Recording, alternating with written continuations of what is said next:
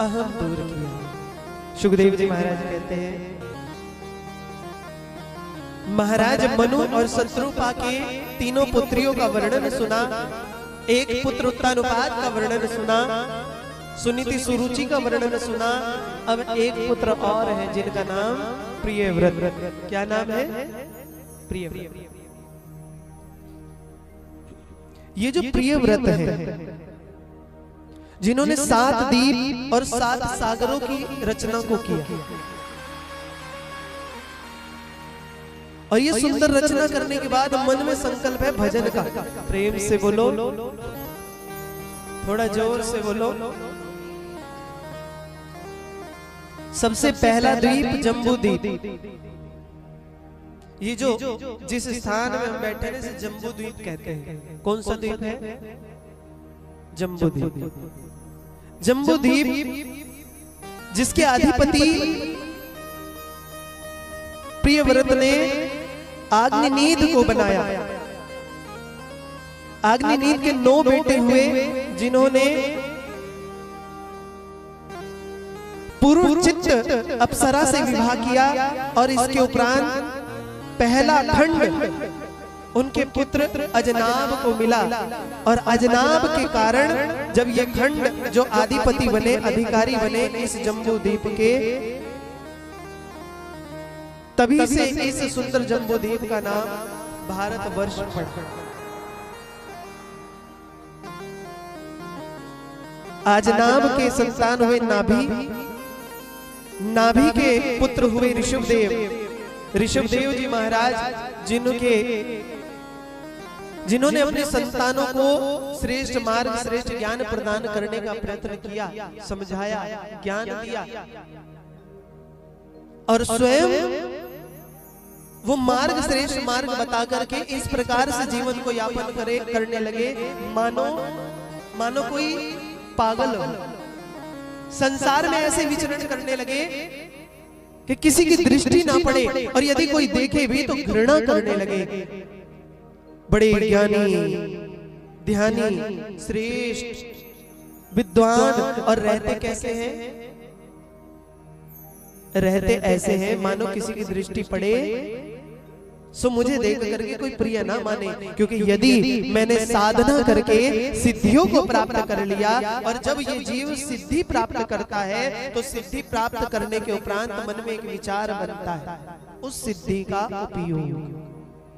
क्या विचार बनता है? जो मैंने साधना की है, जो सिद्धि की है, अभिमान आने लगता है, उसका उपयोग करने का मन करता है। और कभी कभी ऐसा विचार आ जाता है मन में कि जो मैंने साधना की, सिद्धि की है, किसी को देखकर दया आ जाए, मन में भाव आएगा, मैं तो बड़ा सिद्ध पुरुष हूं, यदि मैं इसका कल्याण कर दूं तो कोई बुराई नहीं, कल्याण के कारण यदि निकट चला जाऊं तो कोई बुराई नहीं, यदि बैठकर इससे हाल चाल पूछ लूं तो कोई बुराई नहीं। निकट भी चले गए, पास भी चले गए, हाल चाल भी पूछ लिया, मैं तो बड़ा सिद्ध पुरुष हूं, यदि इसे स्पर्श करके इसके दुख को दूर कर दूं तो कोई बुराई नहीं। धीरे धीरे धीरे धीरे वह पतन की ओर चला जाता है।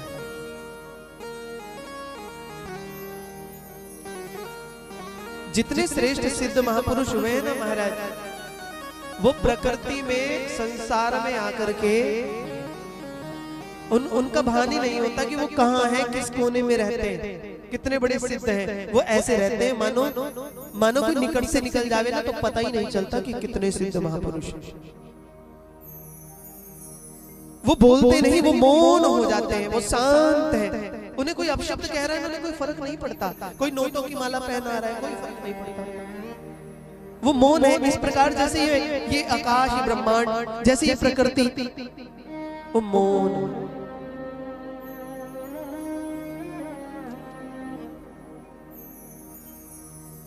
ऋषभ जी के एक पुत्र हुए, इनका नाम भरत। साधना करने के लिए गंडकी नदी के किनारे पहुंचे, पिताजी के अनुसरण करने लगे। मेरे पिताजी बड़े तपस्वी हैं, अनुसरण करके तपस्या करने लगे, साधना, जप, तप, ध्यान करने लगे। और एक दिन उसी जप तप में देखा कि जिस गंडकी नदी के किनारे बैठकर तपस्या कर रहे हैं, किसी से मोह नहीं, आसक्ति नहीं है, लगाव नहीं है, किसी की कामना नहीं है, परंतु प्रकृति ने ऐसी रचना कर दी कि उसी नदी के किनारे एक मृगी, एक हिरनी जो गर्भ स्थिति में है, जल पीने के लिए उसी नदी पर, गंडकी नदी पर आई, और जब जल पी रही है तो एक शेर की गर्जना को सुन करके भयभीत हो गई और डर करके छलांग लगाई। उस मृगी ने उस नदी से जैसे छलांग लगाई, भय के कारण, कष्ट के कारण, पीड़ा के कारण दूर जाकर के वह उस नदी को तो पार कर गई, परंतु उसने अपने प्राणों का त्याग कर दिया, और प्राणों के त्याग से पूर्व उसने अपने संतान को जन्म दे दिया। ये सारा वृतांत भरत जी महाराज देख रहे हैं, जप कर रहे हैं। जैसे ही देखा तो मन में एक करुणा प्रकट हो गई। ये छोटा सा शिशु है, यदि इस पर मैंने दया ना की, कहां जाएगा? उठा लिया, उठा करके ले आए, दुलार करने लगे, नरम नरम घास लेकर के आए, पान कराने लगे।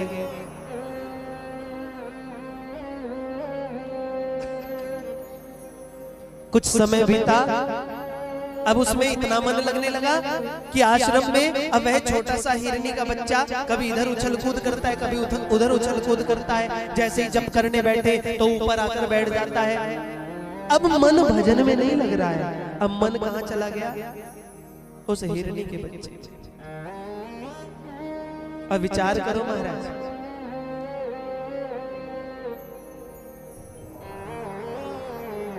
एक समय ऐसा आया, कष्ट हुआ, शरीर थोड़ा हताश हुआ, बीमार सा हुआ, मन परेशान है। एक दिन वो हिरनी का बच्चा अपने अन्य झुंड को, हिरणों के झुंड को देखकर, अपने जैसों को देखकर उनके साथ चला गया। तो आज निराश ढूंढने लगे, कभी इस कोने में ढूंढते, कभी उस कोने में ढूंढते, चारों ओर उस बच्चे को, उस हिरनी के बालक को ढूंढ रहे हैं, और ढूंढते ढूंढते आज परेशान, कहां चला गया होगा? कौन देखेगा? कहीं शेर खा तो नहीं गया, मैं उसके बिना कैसे जीऊं? ऐसा लगाव उससे हो गया कि प्राणों का त्याग कर दिया रोते रोते, और अंतिम क्षण में जिसका ध्यान बना रहा उसकी गति प्राप्त हो गई। अगले जन्म में वही भरत जी महाराज हिरण के रूप में ही पैदा हुए। अगला जन्म हिरण के यहाँ लिया।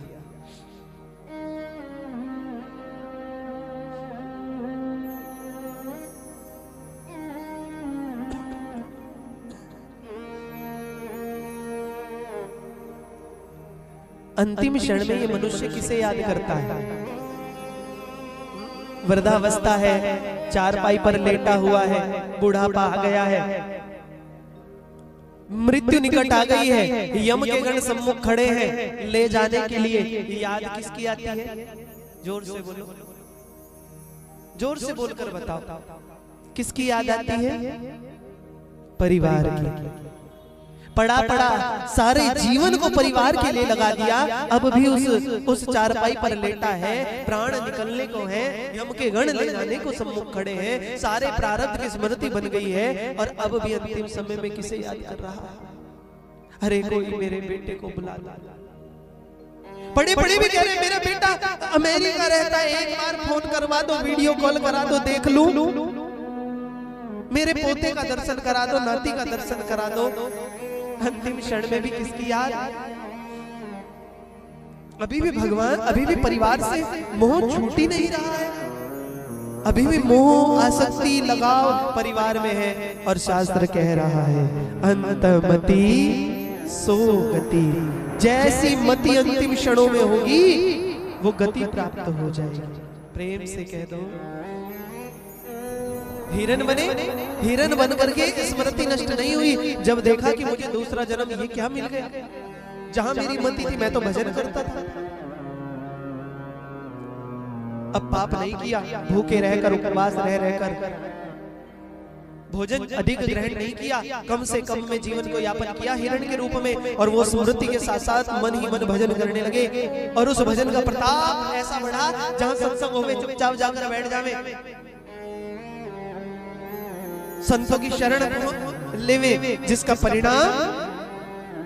परिणाम ये हुआ कि तीसरा जन्म हुआ। और जब तीसरा जन्म हुआ तो तीसरा जन्म एक ब्राह्मण परिवार में हो गया, एक श्रेष्ठ परिवार में हो गया। पिताजी चाहते हैं कि मेरा पुत्र वेदों का ज्ञाता हो, शास्त्रों का ज्ञाता हो। तीसरे जन्म में भी स्मृति नष्ट नहीं हुई, तीसरे जन्म में भी क्योंकि मन भगवान में लगा है, स्मृति बनी हुई है, उस तीसरे जन्म में भी अब मौन हो गए।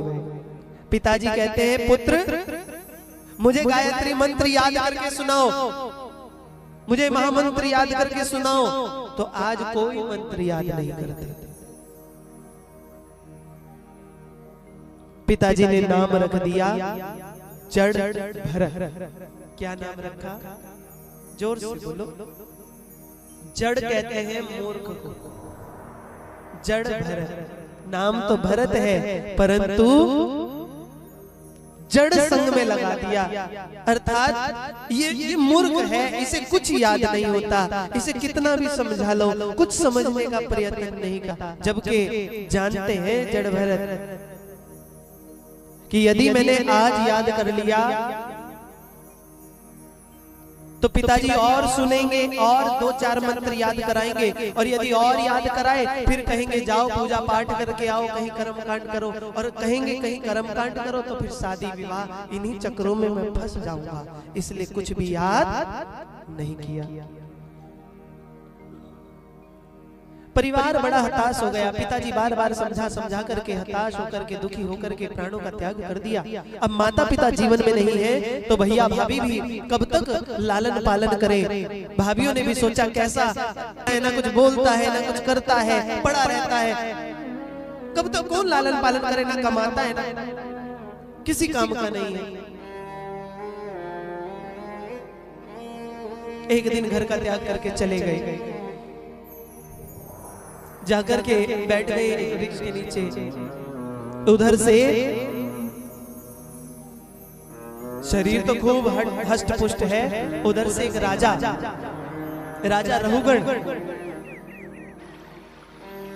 जो सत्संग सुनने के लिए एक पालकी में बैठकर चले जा रहे हैं, और उस पालकी को देखने में भले ही मूर्ख से लग रहे हो,